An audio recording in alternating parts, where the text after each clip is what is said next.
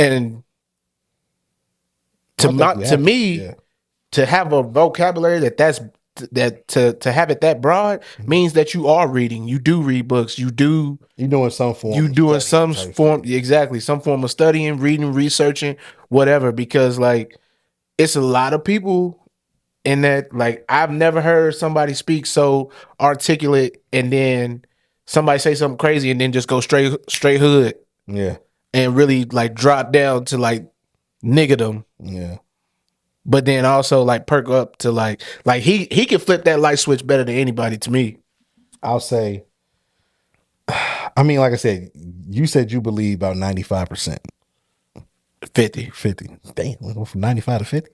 I said 50. You said 50? I could have swore you said 95. Yeah, I said I believe half and half. I believe I do remember that part, but the half of him talking about everybody. Yeah. In their situations, like Steve Harvey being a hater, I believe that shit. I do believe because everybody said the same. Like, that story is the most consistent story. And Steve Harvey still in the Mr. Cooper shit, bro, from Mark Curry. But with the Steve Harvey shit, we seen that in the Kings of Comedy. Like, that was supposed to be his tour. Yeah. Right? And he's admitted, he said that even when he was on Shannon's show. Yeah. He was like, started out with me. Yeah.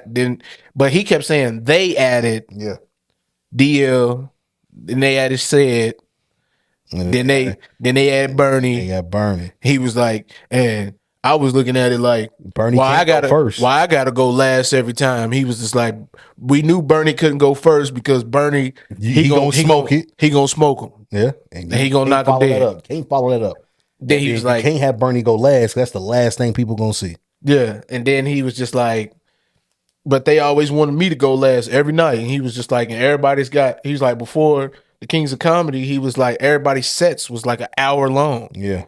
He was like, which was probably way too long anyways, because it's just like, it's opening up. And he was like, and by the time they get to me, man, them folks is ready to go. Like, they leaving. And they joked out. They done. And then from there, and then everybody knows that Guy Torrey was the original host and was like introducing everybody. But it was Steve. Steve, it was your tour, bro. Yeah. It was your tour. And you've admitted that it started out as your tour and they added all these different people. Now to then go and be upset about it, I think Cat Williams was spot on when he said it. He was like, but he said, you was supposed to be the closer because it was your tour. But you couldn't do it. Yeah. You couldn't do it. And I was like, bro, was DL the closer? Nah, Steve was. On the DVD though. On the actual Bernie. When the movie came Bernie out. was the closer. It was Bernie. Yeah, it was Bernie. DL went first. Yeah, get him out there. Then Sid. And then it was Bernie. Bernie, yeah, because Steve was just coming in between. And Guy Torrey ended up going off. And then that's when Steve was like, fuck it, I'll host. Yeah. So Steve took his material and put it into the hosting, the in-between shit. Yeah. Which to me was genius. It worked out better. And it worked out better. To me, like, it really created that illusion that this was a group effort. Yeah, it was a group effort. Yeah. You know what I mean? Yeah. But now that Bernie's gone and everybody's telling their sides, and said the same story, DL's had the same story, Steve's admitted that the story's the same, and then all these other comedians, but then Steve's like putting his own twist on it and shit, but everybody's like, nah, bro, that was your shit. Yeah. And Sid, you feel me, him and Steve, they locked in, so Sid would never really throw Steve under the bus that. For sure. But DL, I think DL's loyalty really relied on the Bernie. I don't think DL gave a fuck about neither one of them niggas. I think he was really there because he fucked with Bernie. Yeah. But that's a fact. And then I don't know too how much true it would be that they called Cat Williams and asked him to be the next king, like, because they wanted to do it again, but they was gonna add Cat Williams. That I can see. I took that with a grain of salt. Depending on when they asked him, depending on when it was. Like if it was like Pimp Chronicles, that's what I'm saying. If it was around that time, I could see them ask him. Because I'll say this, and I've never been a Cat Williams fan. Or Pimpin'. Listen, I've never. What? No. Listen, hear me out. By fan, I mean, like, I'm a Dave Chappelle fan. Like, so I'm a nigga. You know how I feel about Dave. Yeah, never felt that way about Cat. I don't think, and nothing wrong with that. But I've never felt Dave is the one and only comedian where I've seen and I say, yo, this is the funniest person I've ever seen. There's been funny people. Cat has been hilarious. He's had moments. Kev has been hilarious. He's had moments. Like all these guys have felt the same, have been the guy for them. They had their run, right? That's how I've always seen it. They've all had their run. But it went from Eddie Murphy. It went from like Richard Pryor, Eddie Murphy. Can I tell you something? Martin. It's a couple. Bernie. Are you a big Eddie fan? Yeah. Are you a big Chris Rock fan? Hell no. Okay. So I can say this and you could be half mad. Not a fan of neither one of them niggas, honestly. Not saying they wasn't funny. I'm not saying that. I'm not gonna lie, bro. Nutty Professor is fucking hilarious. It is. But I'm not talking about movies. I'm talking about special stand up wise. Oh, you crazy, bro. Stand up wise. I'll say this, it's a hot take. We came out in that red leather fit. Give me Jamie Foxx over Eddie. Give me Jamie Foxx stand up. Look, bro. Say what you want, bro. Say what you want. I don't want no goddamn. Oh, this is supposed to be. Look, I respect Eddie. First of all, Eddie slander will not be tolerated. I'm not slandering him. I ain't say he was trash. But you just said you didn't care for him. Yeah, I'm not a fan of the nigga. That don't mean he's trash. So you just don't think he's funny? No, I didn't say that either. I just don't think I don't think his shit was as fire as people said it was. You need to go back and watch it then. I've seen it. I haven't seen it recently, but I've seen it. Yeah, go back and watch it as a full-grown adult. First of all, I've been an adult for over like 12 years. I mean, I get that, but like go back and watch it as a full-grown adult. What the I don't know what that means. Because when you was a kid. Now how you felt earlier. And you No, because now I feel like you said I'm a little boy. No. The first time that I saw Delirious, I was probably, and Delirious, for anybody who doesn't know, that's Eddie Murphy's special. It's when he came out and he had on the full red leather fit. Uh-huh. The first time I saw Delirious, bro, I was probably like 15, 16 years old. And like a lot of stuff he was saying, I really wasn't catching on or grasping. Mm-hmm. But then I went back and watched it when I was like 25, 26, 27, something like that. Mm-hmm. And I understood. Like it made like some like shit was even funnier then because it's like, I didn't realize he said that. And I done seen this shit so many times. But like now that I'm watching it as an adult, it's like you go back and watch stuff, like even kids' movies and shit. You watch them as a kid, but then you listen to them, you watch them as an adult, you'll hear certain shit that like only adults would hear. And you just like, man, what did he just say? Like, I never realized he said that. So that's why I'm saying, go back and watch it as an adult. You may change your mind on it. You may be like, hey, man, like, it was a little bit funnier than what I remember. All right, asshole. No, I'm listening to you, bro. I'm just, for me. Don't go watch shit, Dre. No, I'm listening. Don't even, forget I even just said that. That's not even his. To which then you said, let's just start over, like Shannon Sharp and Cat Williams. Let's take it back a few steps, Cat. But no. I feel you. Like I said, Eddie is the guy. Do you think Shannon Sharp was like a little offended when Cat Williams was like, he was like, there's 30,000 movie scripts come through Hollywood every year, and not one of them called Steve Harvey. Why? Because he's a country bumpkin who can't talk straight and look like Mr. Potato Head. Well, in my head, like they in the interview, they cut the Shannon Sharp, and I was like, "Ooh, he's a country bumpkin who really can't talk." But he don't like Mr. Potato Head. He doesn't. Yeah, he don't. But like he got a noggin though. He got a noggin. He don't like Mr. Potato Head. Yeah, But he's, I don't know. He probably didn't think it. He was probably just thrown back because he looks at people as his friends. Like he was saying, like Steve Harvey was like, I wouldn't have been surprised if I saw drool come out the side of Shannon Sharp's mouth. Like he was just like, I was just at Steve's house. Like I was at his golf course. Like he was like, you feel me? Like he was like, I'm not saying these guys are my best friends, but we talk. He was like Earthquake, and we talk. He said Earthquake probably one of my better friends over the years. We've known him, I've known him for 8 years or whatever. He was, I mean, him talk all the time. He was like, so that shit was funny as hell. Because he can't read. He's illiterate. He said because he's illiterate and he can't read. He said Cedric the Entertainer. He was supposed to be an entertainer who sang, dance, and act. But then we found out he couldn't sing, he couldn't dance, and he couldn't act. I was like, golly. He is doing a tell-off. Now, I did believe that shit about Kevin Hart, though. The plant? Yeah, not so much as a plant, but just like, the plant shit made sense because it was like, we did just see the documentary, and Kevin Hart never one time in that documentary mentioned anything about Hollywood success. It was all true. East Coast put me on. Say this. All Philadelphia, New York, like I started this is where I got my start. But when you hear other shit, he does talk about, I didn't get famous until I got to Hollywood. Yeah. But then in the documentary, he was like, I got people knew me over here. Yeah. And it started here. I'll say this. And then I was able to go over there. I'll say this because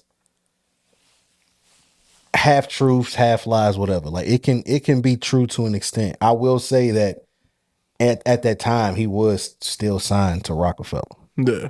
So you gotta understand he did do Paper Soldiers. Like classic. You know what I'm saying? It's a hood classic. He did Paper Soldiers. He was in Scary Movie 3 and 4. But Scary Movie 3, I mean, neither of them were good. But he was in 3, and then that next year, 04, he had the sitcom and he had Soul Plane. So it's like, okay, I can't fully say he wasn't out there, and I can't fully say he wasn't in a position like for somebody like Dame Dash was going to try to put him in position like that's like because he was signed to Dame. So Dame was like, shit, if I can get into the Hollywood shit, I get to the LA scene, get to the movie scene, TV scene, like boom, that's another wrinkle in Rockefeller's, whatever the fuck we got going. We got clothes and everything else. Why not acting? So I can see that. I can also see where Cat is like, this nigga ain't been out here to put in no work to get noticed by anybody from Hollywood. But also, that's around the time where a lot of motherfuckers were getting sitcoms. A lot of people were getting little sketch shows, and a lot of these people. He said that on his show. He was like, man, I got the sitcom, and before the sitcom was even a sitcom, it got canceled. Yeah. I was looking at it like, damn, now I got to go back to Philly because I don't know what to do. Yeah. You feel me? The show only had one season. And bro was like, I'll do what I do best. I'll get back on stage. Yeah. So, like I said, it's one of the things where you like, okay, if you don't look into it, I believe Cat. If you look into it a little bit, it's like, I can't necessarily say he's a plant. Because a plant would have been... I took that plant shit with a grain of salt. Yeah, like, don't get me wrong, it would seem like that if he wasn't... I could see if he was never in Paper Soldiers, he wasn't in no Scary Movie, and then in 2004, this little short nigga from Philly automatically gets a sitcom and a movie like Soul Plane. I was like, okay, where'd he come from? But he's had acting gigs up until 2014. So 2004. So I can't say he was a plant prior to that. Like I can say he definitely. Now I'll say this: I know some people that said on the East Coast they was like, no, Kev really put in the work. He was in them circuits. Like he was Philly, New York. Like he was doing his thing. Like he was out there doing what you're supposed to do. But they can't speak on. They don't know when he blew up, what he did or what took him over the top. Yeah. You know what I'm saying? Nobody knows. Now, getting to that point to where you have an option, you have a choice to make. Which choice did you make? And that's at Cat Williams, and he was like, and then his mother died. And we all know what happens when that's something like that happens. He was like, that was the sacrifice that he chose. Possibly. But, and that's all allegedly speaking, because I mean, Cat Williams' thing is, fam, if somebody tragically dies, and then all of a sudden now you're famous, then you took the deal. Facts. But I mean, we've heard that. Yeah, but from how multiple people. It's not even just Cat Williams saying that shit. Like everybody said that. Dave said it. Cat said it. No, a lot of people say it. A lot of people said it. A lot of people say it. I'm not saying that it is or isn't true, but it's also like, okay, how much equity are we putting into these things that Cat Williams is saying? Because I'm not gonna say he's crazy, but he's lied before. He said some things that's already been debunked. Yeah. You know what I'm saying? It's like, okay, bro, come on. We already done we got to the bottom of that. And some shit, that was true. I remember Cube came out. Like right after that shit, like the next day. And he confirmed the shit. He was like, yeah, Ricky Smiley did try to be Money Mike, but we figured he'd be better for Santa Claus. And then he was like, shit, what Cat Williams did with Money Mike was, you can't replicate that. Like that's his role. Like he owned it. And then he was like, secondly, there was never a rape scene. Yeah. He was like, I don't know what he was talking about with that. But I think there was probably going to be like, I think the scene that Cat Williams was referring to was going to be like, it's the bathroom scene. Yeah, the bathroom scene. But I think it was going to be left up to the viewer's imagination of what actually happened in that bathroom.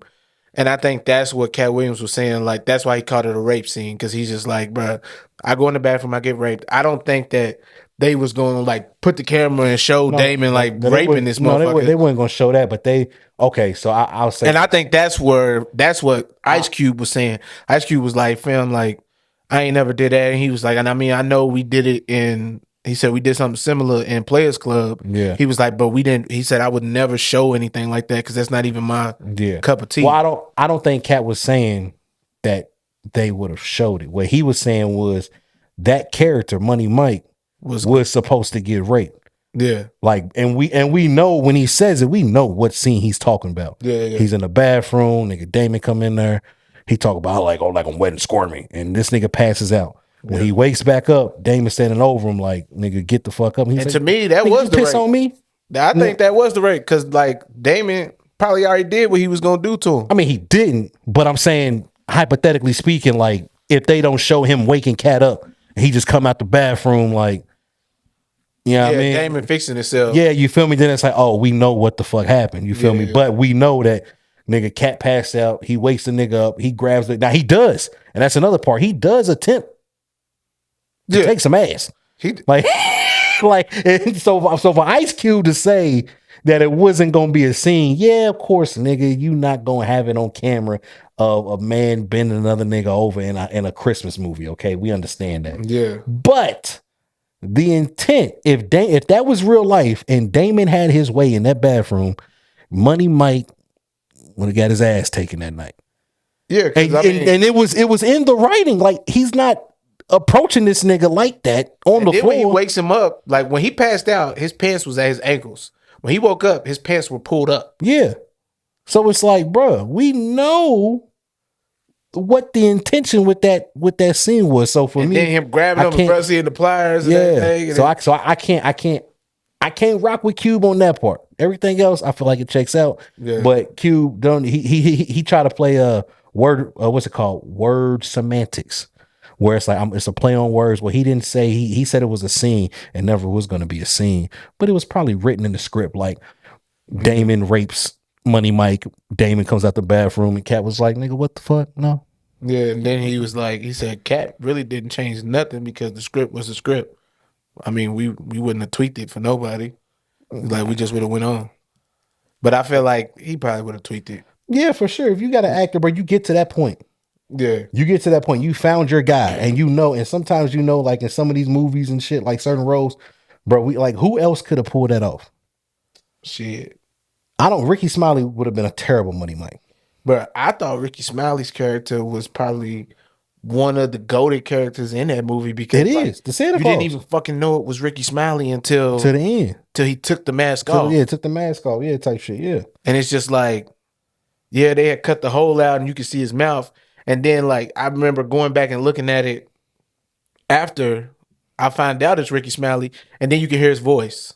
Exactly. It's just like, bro, I never noticed that was his voice. But then it's just like, but when have I seen Ricky Smiley in a movie? When have I seen Ricky Smiley, like, on TV? He's not the best. Like, before then, bro, like, as far as for me, like, Casket Sharp, I had seen that special. I thought that shit was funny as hell. Really? Casket Sharp? Bro, hell yeah, bro. See, we got a different Casket Sharp, bro. Like the very beginning when he's talking about the bass player, like, bro, that shit had me. I've seen the bass player. How you do that there? Yeah, that was probably. I thought that shit was funny as hell. That's probably. Then him talking about the bands, but I only like him talking about the bands. I only like that part because I like that Master P song. If that wasn't a Master P song, you remember he was like.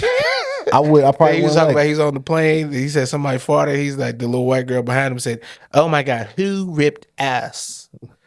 I thought that shit was. I thought that was funny. We got a different palette for Precious. Precious, get your ass over here.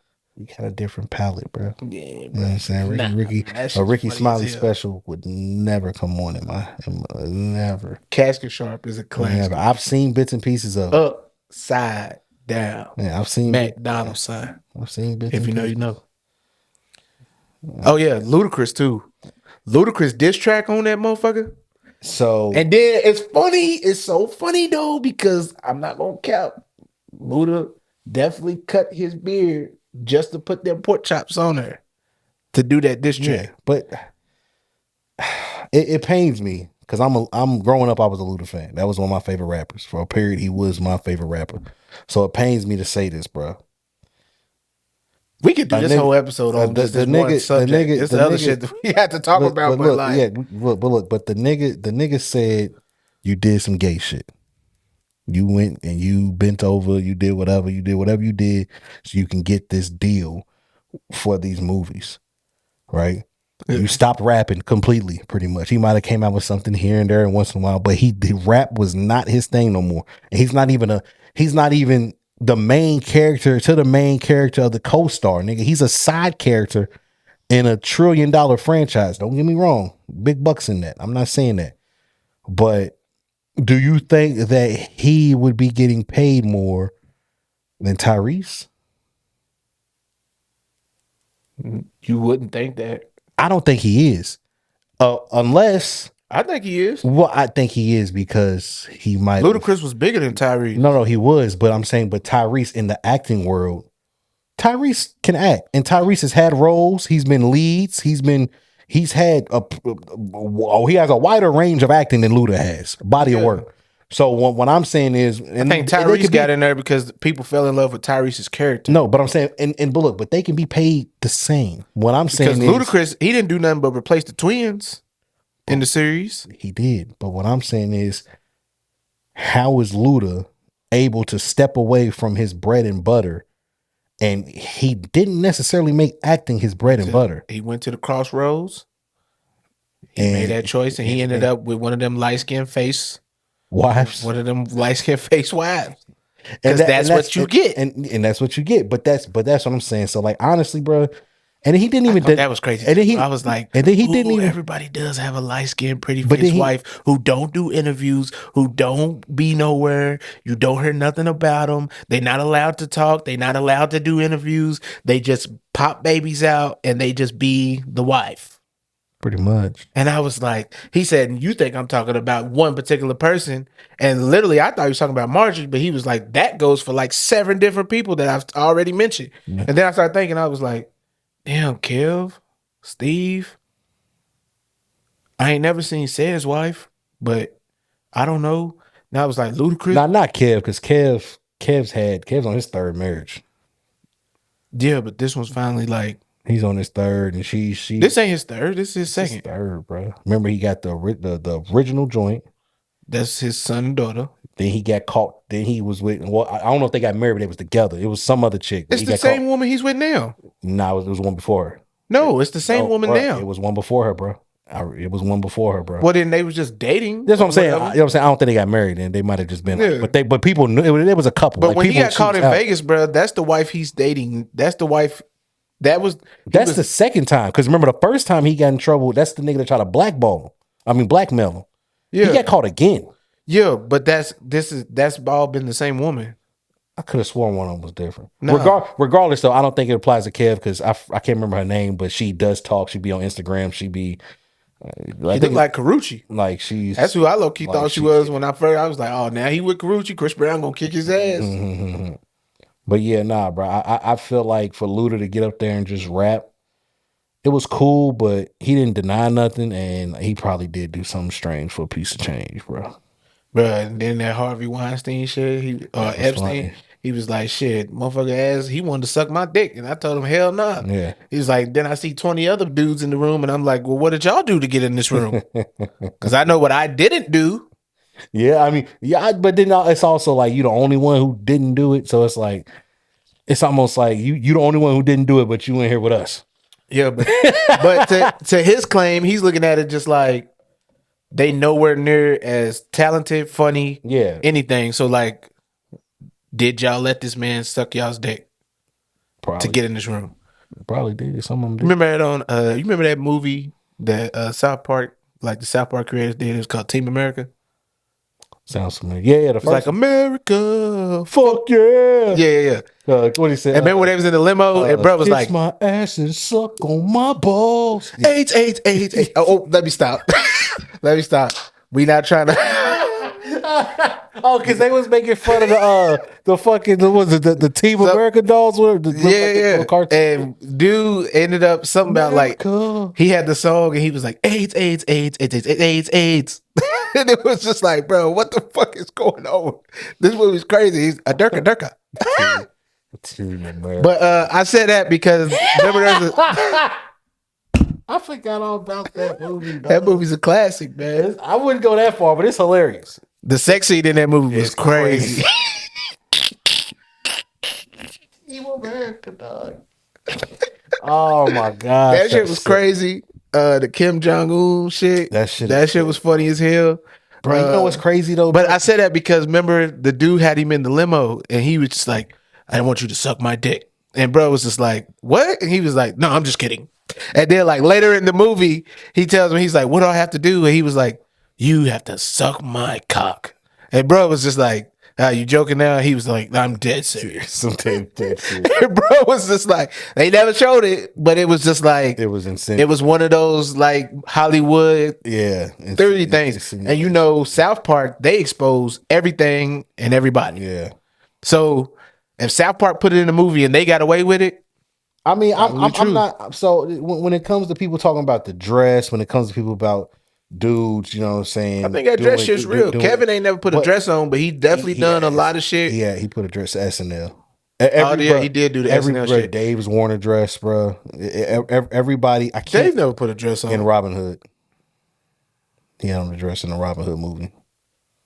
I know he said that he had on a dress, bro. I know they wanted him to put a movie on in that movie. It was Blue Street. Street. Where they wanted him, but he wore a movie in the Robin Hood movie, bro. I mean, wore a dress in the Robin Hood. Everybody, almost, I'm not going to say everybody, but a lot of actors, a lot of comedians have worn a dress before. Bro, that so clip, it's like a Shaq, like, damn, what was that? Detaining from the Hollywood husbands. Real Hollywood husbands. Yeah, it's crazy. But so it's like, okay, the dress is just the dress. The dress is just like this is a symbol for the shit. I feel. I don't think actually putting on the dress is part of it. I feel like the dress is humiliation thing. Like remember those clips of Meek Mill that came out and Meek Mill's doing like all this random stuff. He was with all these random white people on a boat, and it's just like, what's happening right now? And why would Meek Mill, who's supposed to be so gangster, submit to some crazy wild shit like this?